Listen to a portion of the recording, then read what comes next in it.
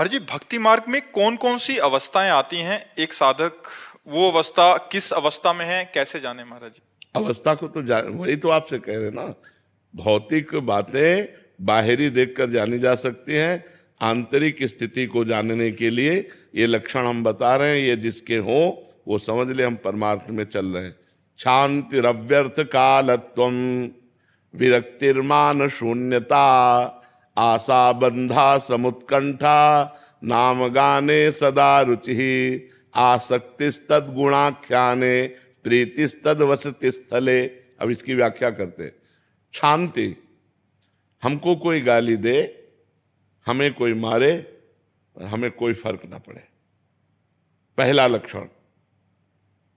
जब भगवान कपिल देव जी संत का लक्षण बताते हैं तो उसमें भगवान तितिक्षवा कारुणिका, पहला लक्षण तितिक्ष। तो इसमें शांति, इतनी बड़ी शांति तुम्हारे अंदर हो कि तुम्हारा अपमान हो, तुम्हें कोई मारे, तुम्हें कोई गाली दे, तुम्हारा हृदय उसके प्रति बुरा का करने का भाव न बना पावे, उसका मंगल सोचे कि भगवान इसको सद्बुद्धि दे, ये स्वस्थ रहे, इसको भगवान मंगल करे, कभी इसका मंगल ना हो।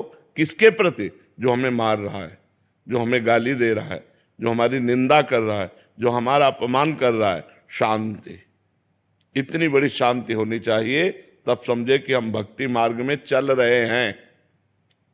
अभी वो स्थिति को प्राप्त नहीं, स्थिति तो आगे वर्णन हो रही है।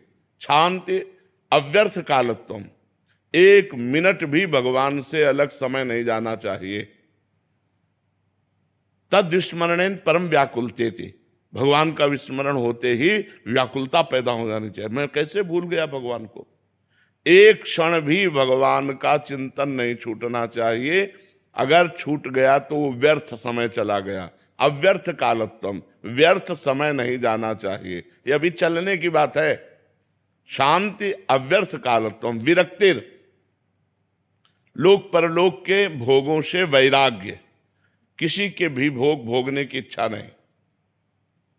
ये जो भक्ति का साधक है उसकी जो ऊंचाई होती है वो होती है विरक्तिर। और फिर मान शून्यता, अपने में कोई सद्गुण ना देखना, अपने को अधम और नीच मानना और दूसरे में सद्गुण देखना। स्वयं अमानी रहकर दूसरों को मान देना, दूसरों का सत्कार करना, लेकिन जब अपना मान हो तो दुख होना कि मैं इस योग्य नहीं हूं, मैं तो नीच हूं, मैं अधम हूं। अमानी ना मान देना, कीर्तनीया सदा हरि, जो सदैव भगवान का चिंतन करते हुए अमानी रहता है, दूसरों को मान देता है, वो भक्त